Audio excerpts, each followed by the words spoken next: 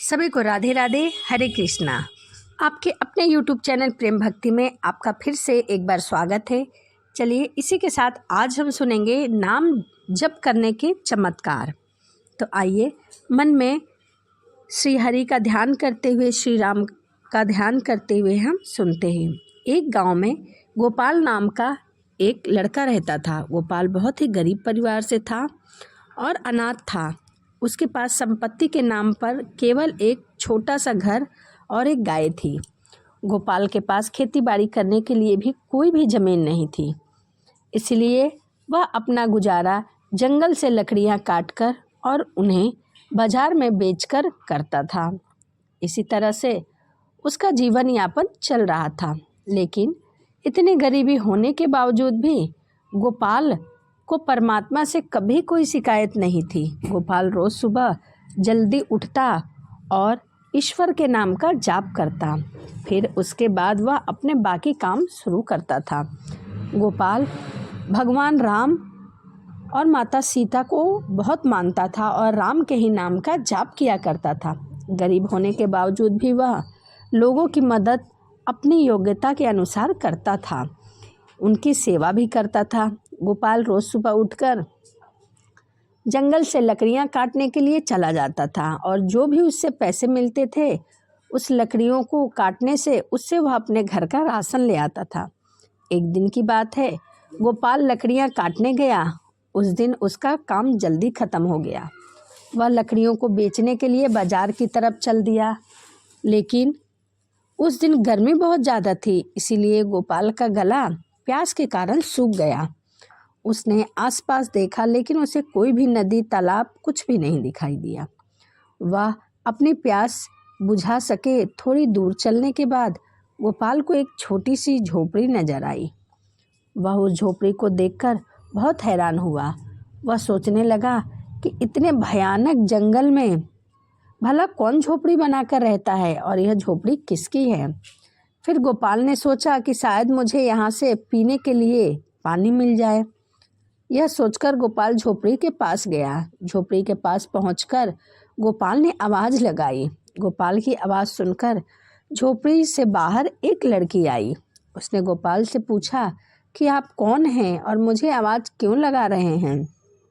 गोपाल ने उनसे कहा, मैं एक लकड़हारा हूँ और मैं इस जंगल में लकड़ियाँ काटने जा रहा था, लेकिन मुझे बहुत तेज़ प्यास लग गई है।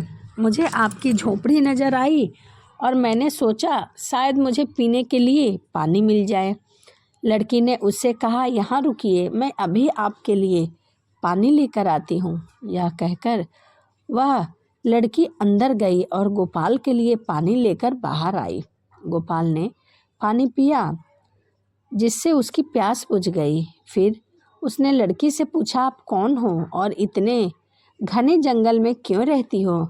लड़की ने अपना नाम ललिता बताया और उसने कहा कि मैं इस जंगल में अकेली रहती हूँ। पहले मेरे साथ मेरे दादाजी भी रहते थे, लेकिन कुछ दिनों पहले ही उनकी मृत्यु हो गई है। गोपाल ने उसकी बात सुनकर कहा, और तुम्हारे माता पिता। ललिता ने कहा, जब मैं छोटी थी तभी मेरे माता पिता का स्वर्गवास हो चुका है। मैं अपने दादाजी के साथ रहती थी, मगर वो भी मुझे छोड़कर चले गए।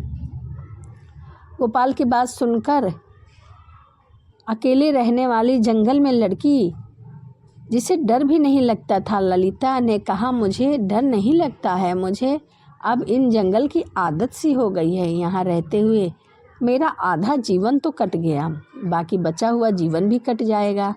अब देखने लायक रही क्या गया है। माँ बाप बचपन में ही चले गए, दादाजी थे वो भी छोड़कर चले गए। गोपाल ने उनकी बात सुनकर कहा, मेरा जीवन भी तुम्हारे जैसा ही है।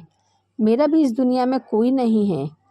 मैं खुद गांव में अकेला रहता हूँ और लकड़ियाँ बेचकर अपना गुजारा करता हूँ। ललिता ने गोपाल की बात सुनकर कहा, मेरे पास केवल मेरे दादाजी ही थे। दादाजी को हमेशा मेरी शादी की चिंता सताती थी, जिसके कारण उन्होंने एक दो जगह मेरी शादी की बात भी की, लेकिन मेरी एक आँख ना होने के कारण मुझसे किसी ने भी शादी नहीं किया और इसी दुख के कारण हमारे दादाजी हमें छोड़कर चले गए। ललिता की बात सुनकर गोपाल के मन में विचार आया। उसने ललिता से कहा कि मैं तुमसे एक बात कहना चाहता हूँ, लेकिन यह बात करते समय मुझे डर लग रहा है। ललिता ने उसकी बात सुनकर कहा, ऐसी कौन सी बात है जो तुम इतना सोच रहे हो? तुम्हें जो कुछ भी कहना है वह साफ साफ बोलो। गोपाल ने हिम्मत करके कहा कि क्या तुम मुझसे शादी करोगी? ललिता एकदम से चौंक गई और कहने लगी, क्या? जब गोपाल बोला, हाँ, क्या तुम मुझसे शादी करोगी? मैं सोच रहा हूँ कि मेरा भी इस दुनिया में कोई नहीं है और तुमसे विवाह करके मैं अपनी गृहस्थी बसाना चाहता हूँ, क्योंकि परमात्मा के सिवाय हम दोनों का कोई नहीं है। हम दोनों साथ रहकर एक दूसरे के दुख बांट सकते हैं। ललिता ने उसकी बात सुनकर कहा, लेकिन तुम मुझसे ही शादी क्यों करना चाहते हो? मेरी तो एक आँख भी नहीं है। गोपाल ने कहा, मुझे इससे कोई फ़र्क नहीं पड़ता, तुम सिर्फ यह बताओ कि तुम मुझसे शादी करोगे या नहीं। ललिता ने थोड़ी देर सोचा और फिर शादी के लिए हाँ कर दी। उसके बाद गोपाल और ललिता ने मंदिर में जाकर शादी कर ली। फिर उसके बाद गोपाल ललिता को लेकर अपने घर आ गया। घर पहुंचकर गोपाल ने ललिता से कहा, देखो, यह मेरा छोटा सा घर है और यहाँ तुम्हारा स्वागत करने वाला कोई नहीं है, लेकिन तुम यह बात सोचकर दुखी मत होना। आज से यह बात याद रखना कि तुम ही इस घर की मालकिन हो और तुम्हें ही सब कुछ देखना है। यह बात पूरे गांव में फैल गई कि गोपाल ने शादी की है। खबर सुनते ही गांव वाले गोपाल के घर आए और आवाज़ लगाने लगे। गोपाल ने उनकी आवाज़ सुनकर ललिता से कहा, लगता है इन्हें भी हमारी शादी की खबर मिल गई है। गांव वालों ने गोपाल से कहा, हम तो तुम्हें बहुत भोला भाला समझते थे, लेकिन तुम तो बहुत तेज निकले, अपनी शादी की खबर तक किसी को नहीं दी। गोपाल ने कहा कि हमारी शादी इतनी जल्दी हो गई कि मुझे मौका नहीं मिला। तभी एक औरत ने कहा, भैया, वह सब तो ठीक है, लेकिन क्या हमें अपनी दुल्हन से नहीं मिलाओगे? गोपाल ने कहा, अभी बुलाता हूँ। गोपाल ने ललिता को आवाज़ लगाई और कहा, देखो, बाहर तुमसे मिलने कोई आया है। जब ललिता बाहर आई तो गांव वाले सब चौंक गए। तभी लड़की ने कटाक्ष करते हुए पूछा, गोपाल भैया, इसकी एक आँख किसने फोड़ दी? क्या तुमने शादी से पहले नहीं देखी? और तुम्हें शादी के लिए क्या यही लड़की मिली थी? तुम एक से एक अच्छी लड़की ढूंढ सकते थे। ललिता को चुप देकर एक औरत बोली, मुझे तो यह अंधी के साथ साथ गूंगी भी लगती है। गांव वालों की बात सुनकर गोपाल को बहुत गुस्सा आया। उसने कहा, मेरी पत्नी अंधी ही सही, लेकिन यहाँ तुम लोगों को किसने बुलाया है? हमने तो नहीं बुलाया। वह तो हमें भी शौक चढ़ा था दुल्हन को देखने के लिए, इसीलिए तुम चले आए। उसकी यह बात सुनकर गोपाल को बहुत गुस्सा आया। इतना सब कुछ होने के बाद भी ललिता कुछ नहीं बोली। गोपाल उसका दर्द समझ सकता था। गोपाल ने कहा, तुम चिंता मत करो, भगवान सब ठीक करेंगे। गोपाल की बात सुनकर ललिता थोड़ी ठीक हो गई। उसके बाद दोनों का जीवन सुखपूर्वक बीतने लगा। गोपाल रोज की तरह भगवान के नाम का जाप किया करता था। उसे देखकर ललिता को बहुत अच्छा लगता था। वह भी रोज़ जल्दी उठ जाया करती थी और गोपाल और ललिता दोनों ही भगवान के नाम का जाप करते थे। दोनों एक साथ ही ईश्वर के नाम का जाप किया करते थे। इससे उन्हें बहुत शांति मिलती थी।